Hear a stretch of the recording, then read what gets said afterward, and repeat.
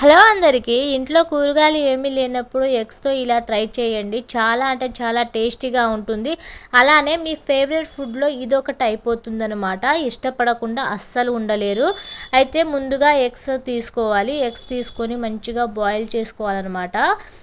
చూసారా, ఇలా బాయిల్ చేసేటప్పుడు అయితే ఎగ్స్ని ముందుగానే ఒక మంచి నీటితో అయితే కడిగేసి ఉప్పు వేసి అయితే బాయిల్ చేసుకోవాలి. మంచిగా ఉడికించుకోవాలి ఎగ్స్ని.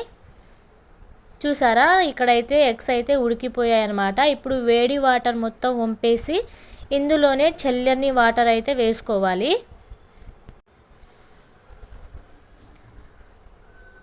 చూసారా, నేనైతే ఇందులో చల్లనీళ్ళు అయితే వేసేస్తున్నాను. ఎందుకంటే చల్లనీళ్ళు వేసుకొని కోడిగుడ్లు చల్లారిన తర్వాత అయితే పొట్టు వలిస్తే నీట్గా వస్తాయి అన్నమాట, మంచిగా వస్తాయి.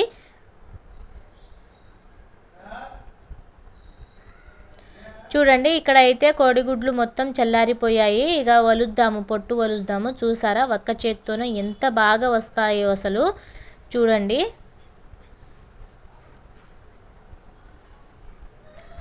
చూసారా, ఒక్క చేత్తోనే ఎంత బాగా వచ్చిందో, చాలా బాగా వచ్చింది. మంచిగా ఉడికాయి అన్నమాట ఎగ్స్, మంచిగా బాయిల్ అయిపోయాయి. ఇక పొట్టు మొత్తం వలిసేసి పక్కన అయితే తీసుకుంటున్నాను అన్నమాట. మీ ఇంట్లో ఎంతమంది ఉంటే అన్ని ఎగ్స్ తీసుకోవచ్చు. మా ఇంట్లో ముగ్గురం ఉన్నాం కాబట్టి నేనైతే 3 ఎగ్స్ అయితే తీసుకున్నాను ఒక్క పూటకే అనేసి. చూసారా, ఎగ్స్ అయితే మంచిగా పొట్టు వలిచేసాను. వీటిని ఇప్పుడు పక్కన పెట్టేద్దాం. ఇప్పుడు ఈ పొట్టు ఉంది కదా, వీటిని అలానే పడేయకుండా అయితే వీటిని పూల మొక్కలలో వేస్తే పూలైతే బాగా పూస్తాయి. మేము హాస్టల్స్లో ఉండేటప్పుడు అయితే అలానే వేస్తారు, అప్పుడే నాకు తెలుసు. ఇప్పుడు స్టవ్ ఆన్ చేసుకొని స్టవ్ మీద ఒక చిన్న కడాయి పెట్టుకొని అందులో కొన్ని ఆయిల్ అయితే వేసుకోవాలి. ఆ లోపు మనకు ఎగ్స్ అయితే చూసారా, ఎగ్స్ని కొంతమంది ఘాట్లు పెట్టుకుంటారు, అలాగే కొంతమంది ముక్కలుగా చేసుకుంటారు. నేనైతే ఏం చేయలేదు, అలానే తీసుకున్నాను. ఆయిల్ అయితే హీట్ ఎక్కిందనమాట. ఇప్పుడు ఇందులో చిల్లీ పౌడర్ అయితే వేసుకోవాలి. కారం పౌడర్ నా దగ్గర అయితే రెడ్ కలర్లో కనిపిస్తుంది, కానీ ఎక్కువ కారం అయితే ఉండదు, కాబట్టి నేను ఎక్కువగానే తీసుకుంటున్నాను. అలానే కొంచెం పసుపు, అలానే టేస్ట్కి సరిపడా ఉప్పు అయితే తీసుకుంటున్నాను. ఇది ఎక్కువ ఫ్రై అవ్వాల్సిన అవసరం ఏం లేదు, ఎందుకంటే ఆయిల్ హీట్ ఎక్కింది కదా, అందులోనే కలిసిపోతుంది. ఇప్పుడు ముందుగా ఉడికించి పెట్టుకున్న ఎగ్స్ ఉన్నాయి కదా, ఆ ఎగ్స్ని అయితే డైరెక్ట్గా వేసేస్తున్నాను. నేను ముక్కలు చేసుకోలేదు, అలానే ఘాట్లు కూడా పెట్టుకోలేదు. ఘాట్లు పెట్టుకోవచ్చు, ముక్కలు కూడా చేసుకోవచ్చు, మీ ఇష్టం, లేదా అలా కూడా వేసుకోవచ్చు అనమాట. నేను ఇక్కడ మీకు చూపిస్తాను ఒక ఎగ్గుని ముక్క చేసి. చూసారా, ఇలా 2-3 మినిట్స్ అయితే కలుపుకుంటూ ఫ్రై చేసుకోవాలి. చూసారా, నేనైతే ఒక ఎగ్గును ముక్కలు అయితే చేస్తున్నాను అనమాట. ముక్కలు కూడా చేసుకోవచ్చు, ఘాట్లు పెట్టుకోవచ్చు, అలా కూడా చేసుకోవచ్చు. ఖచ్చితంగా చెప్తున్నాను కదా అండి, ఒకసారి ఇలా ట్రై చేసి చూడండి. మీరైతే ఈ కర్రీకి ఫేవరెట్ అయిపోతారు. మీ ఫేవరెట్ కర్రీస్లలో ఇదొకటి అయిపోతుందన్నమాట.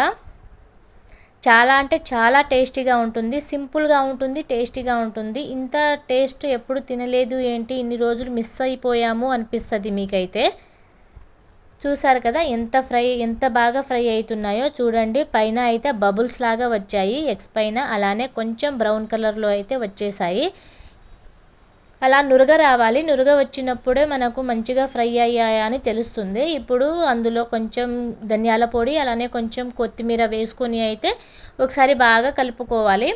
ఇలా నురగ వచ్చినప్పుడే పచ్చివాసన, అలానే నీసు వాసన అనేది పోతుంది. నేను ఏ కర్రీ చేసినా కూడా ఎగ్స్తో ఇలా నురగ వచ్చేట వరకు అయితే ఫ్రై చేసుకుంటాను అనమాట. చూసారా, ఈ రెసిపీ మీరు తప్పకుండా ట్రై చేయండి. ట్రై చేసి మీకు ఎలా వచ్చిందో కామెంట్ చేసేయండి. అలానే ఈ రెసిపీ మీకు ఫేవరెట్ అయిందా లేదా అనేది కూడా కామెంట్ చేయండి. చూసారా, మంచిగా ఫ్రై అయిపోయాయి. చాలా అంటే చాలా టేస్టీగా ఉంటుందన్నమాట. కావాలంటే కొంచెం అల్లం పేస్ట్ కూడా వేసుకోవచ్చు ఇందులో. మీకు ఈ రెసిపీ నచ్చినట్లయితే please like, share, subscribe. Thank you all.